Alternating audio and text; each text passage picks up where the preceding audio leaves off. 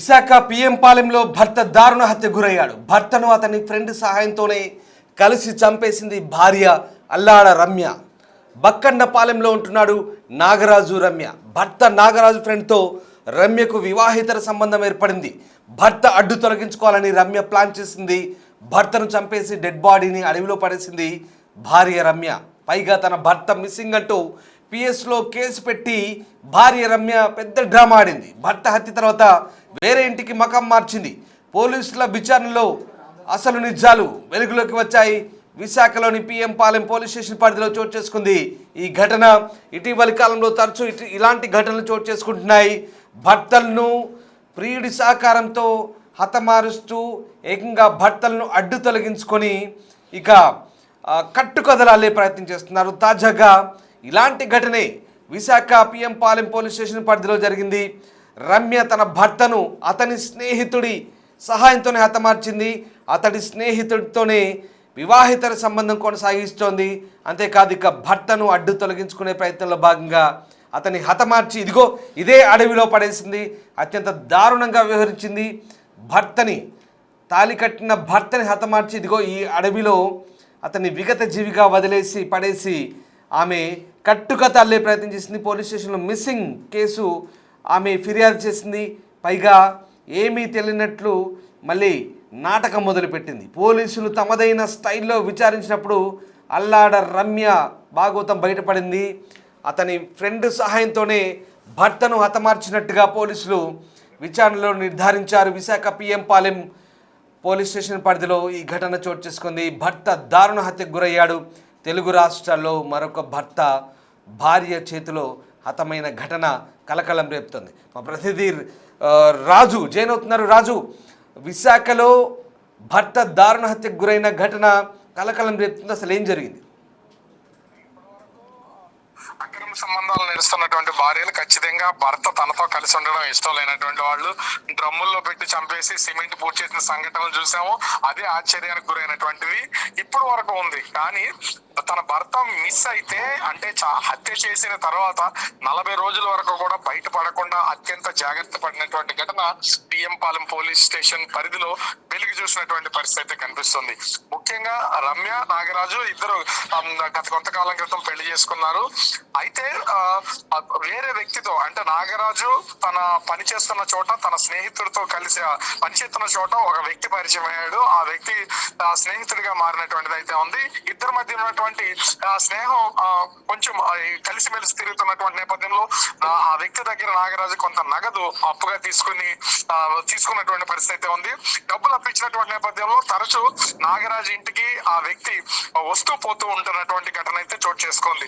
ఈ నేపథ్యంలోనే భర్త లేనటువంటి సమయంలో అంటే నాగరాజు ఇంట్లో లేనటువంటి సమయంలో కూడా ఆ వ్యక్తి నాగరాజు ఇంటికి రావడం, ఇంటికి వచ్చిన తర్వాత భార్యతో కలిసి మాట్లాడినటువంటి నేపథ్యంలో ఇద్దరి మధ్యన అక్రమ సంబంధం ఏర్పడినటువంటి పరిస్థితి ఉంది. ఈ అక్రమ సంబంధం నేపథ్యంలోనే గత కొంతకాలంగా ఈ ఇద్దరి మధ్యన ఈ సంబంధం కొనసాగుతున్నటువంటిది అయితే ఉంది. అయితే భర్త వీళ్ళిద్దరి అక్రమ సంబంధానికి ఈ రిలేషన్ కి అడ్డుగా వస్తున్నాడని భావించినటువంటి భార్య రమ్య ఖచ్చితంగా అతన్ని హత్య చేయాలని ప్లాన్ చేసినటువంటి పరిస్థితి ఉంది. ఈ నేపథ్యంలోనే అంటే మనకు అందుతున్నటువంటి సమాచారం ప్రకారం నవంబర్ 29వ తేదీ నుంచి నాగరాజు కనిపించట్లేదు. అతను కనిపించకపోవడంతో ఆమె ఎవరికి చెప్పకుండా ఆమె నివాసం ఉంటున్నటువంటి ఇంటిని ఖాళీ చేసి అక్కడి నుంచి వేరే చోటుకి వెళ్ళి అక్కడ ఒక ఇల్లు అద్దెకి తీసుకుని ఉంటున్నటువంటి పరిస్థితి ఉంది. అయితే కొన్ని రోజుల వరకు అంటే ఇంచుమించుగా డిసెంబర్ నెల వరకు కూడా డిసెంబర్ 9వ తేదీ వరకు నాగరాజు ఎక్కడా కనిపించకపోవడంతో అనుమానం వచ్చినటువంటి నాగరాజు తండ్రి కోడల దగ్గరికి వచ్చి నీ భర్త ఎక్కడికి వెళ్ళాడు ఏంటనే వివరాలు అడిగినటువంటి పరిస్థితి ఉంది. దాదాపుగా అప్పటికే 10 రోజుల క్రితం ఇంట్లో ఉన్నటువంటి పావుతలం బంగారం అదే విధంగా వెండి 5,000 నగదు తీసుకుని ఇంట్లో నుంచి వెళ్ళిపోయాడు. తరచు నాతో గొడవలు పడుతూ ఉన్నటువంటి నాగరాజు ఈసారి కూడా అలాగే వెళ్ళిపోయాడు అని చెప్పినటువంటి పరిస్థితి ఉంది. ఈ నేపథ్యంలో అటు నాగరాజు తండ్రి అదే విధంగా భార్య ఇద్దరు కలిసి పోలీసులకు ఫిర్యాదు చేశారు. ఈ ఫిర్యాదులో కూడా ఇక్కడ కీలకమైన అంశం ఏంటంటే తనకి ఏమీ తెలియదు అన్నట్లు, ఎవరు పరిచయస్తులు లేరు అన్నట్లు చెప్తూనే ఇంట్లో నుంచి తరచు గొడవలు పడి ఇదే విధంగా డబ్బులు నగదు తీసుకెళ్లిపోతూ ఉంటాడు. బంగారం. ఈసారి కూడా అదే విధంగా బంగారము, అదే విధంగా డబ్బులు తీసుకుని వెళ్ళిపోయాడు. నాగరాజు ఆచూకీ తెలుసుకుని అతని దగ్గర ఉన్నటువంటి బంగారు నగలు, డబ్బులు తిరిగి నాకు ఇప్పించవలసింది కానీ పోలీసులకైతే ఫిర్యాదు చేసినటువంటిది అయితే ఉంది. ఇందులో ట్విస్ట్ ఏంటంటే నాగరాజు తండ్రి వచ్చి తన కొడుకు ఎక్కడ ఉన్నాడని నాగరాజు భార్యను అడిగే వరకు కూడా విషయం బయటికి వెళ్లకుండా అత్యంత జాగ్రత్త పడినటువంటి పరిస్థితి అయితే ఉంది. అయితే పోలీసులు భార్య పైన అనుమానం ఉంది. ముఖ్యంగా ఇన్ని రోజులు కూడా చెప్పకుండా దాచినందుకు అనుమానించినటువంటి నాగరాజు తండ్రి పోలీసుల్ని ప్రత్యేకంగా కలిసి తన కొడుకు చనిపోవడం వెనక కోడల హస్తం ఉండి ఉంటుందని అనుమానం వ్యక్తం చేసినటువంటి పరిస్థితి అయితే ఇక్కడ పోలీసుల విచారణలో తేలినటువంటిది అయితే ఉంది. అయితే గడిచినటువంటి 40 రోజులుగా విచారణ చేస్తున్నటువంటి పోలీసులు ఇల్లు ఖాళీ చేసి వేరే చోట అద్దెకుంటున్నటువంటి పరిసరాల్లో ఉన్నటువంటి స్థానికుల్ని విచారించగా స్థానికులు కూడా కొత్తగా అద్దెకొచ్చిన ఆమె ఇంటికి ఎవరో అపరిచిత వ్యక్తి వస్తున్నాడని సమాచారం ఇచ్చినటువంటి నేపథ్యంలో అటు నాగరాజు స్నేహితుడిని కూడా పోలీసులు విచారణ చేశారు. అయితే నిన్న నాగరాజు భార్య రమ్యను, అదే విధంగా తన స్నేహితుడిని అక్రమ సంబంధం ఉన్నటువంటి ఇద్దరిని పోలీసులు అదుపులో తీసుకుని విచారణ చేసినటువంటి నేపథ్యంలో నాగరాజు మృతదేహం ఎక్కడుందనేది విచారణలో తేలినటువంటి పరిస్థితి ఉంది. రాజు మనం కొన్ని దృశ్యాలు చూస్తున్నాం. అడవిలో మృతదేహాన్ని పడేసినట్టుగా కూడా మనకు పోలీసుల విచారణ వెల్లడైంది. ఆ అడవికి సంబంధించిన దృశ్యాలు చూస్తున్నాం. ఎలా అంటే ఆ వ్యక్తి సహాయంతో ఈ డెడ్ బాడీని ఎలా పడేయగలిగింది, ఎంత ధైర్యంతో ఈ పనిచేసింది, అసలు దీనికి సంబంధించి స్థానికంగా పోలీసులు ఎలాంటి వివరాలు వెల్లడిస్తున్నారు? ముఖ్యంగా ఈ హత్య జరిగిన దాని వెనక నాగరాజు భార్య రమ్య, అతనితో అక్రమ సంబంధం పెట్టుకున్నటువంటి వ్యక్తి, అతనికి సంబంధించినటువంటి మరొక ఇద్దరు స్నేహితులు, మొత్తం ఈ నలుగురు కలిసి ఈ హత్య చేసినట్లుగా పోలీసుల విచారణలో తేలింది.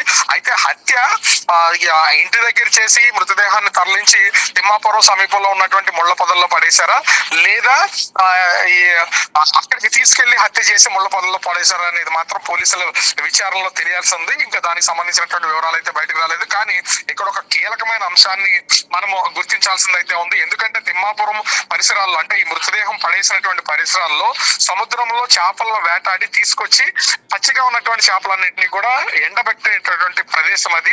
అంటే అక్కడ ఖచ్చితంగా విపరీతమైనటువంటి చేపల వాసన వస్తూ ఉంటుంది. ఈ మృతదేహాన్ని ముళ్ల పొదల్లో పడేసినా కూడా ఆ చేపల వాసనకి ఈ మృతదేహానికి సంబంధించినటువంటి ఆ స్మెల్ అనేది తెలియకుండా జాగ్రత్త పడే నేపథ్యంలోని మృతదేహాన్ని అక్కడికి తీసుకెళ్లి పడేసినట్లుగా తెలుస్తుంది. దీంతో ఆ నాగరాజుకి సంబంధించినటువంటి ఆచూకీ 40 రోజుల నుంచి తెలియలేదు. అయితే భార్య రమ్యను, అదే విధంగా అతన్ని ఆమె అక్రమ సంబంధం పెట్టుకున్నటువంటి వ్యక్తిని అదుపులో తీసుకుని విచారణ చేసిన నేపథ్యంలో విషయం బయటపడింది. వాళ్ళ సమక్షంలోనే ఆ సంఘటనా స్థలానికి వెళ్లి మృతదేహాన్ని పోలీసులు అయితే తీసుకున్నారు, స్వాధీనం తీసుకున్నటువంటిది అయితే ఉంది. మృతదేహం కూడా పూర్తిగా దాదాపుగా 40 రోజులు అయినటువంటి నేపథ్యంలో పూర్తిగా అంటే అది డీకంపోజ్ అయిపోయినటువంటి పరిస్థితి ఉంది. ప్రస్తుతం పోస్ట్ మార్టం కోసం హాస్పిటల్కి తరలిస్తున్నటువంటి పరిస్థితి కనిపిస్తుంది. Right Raju, thanks for the update. ఎంతకు తెగించిందో చూడండి, భర్తను చంపి ఏకంగా అడవిలో పడేసింది.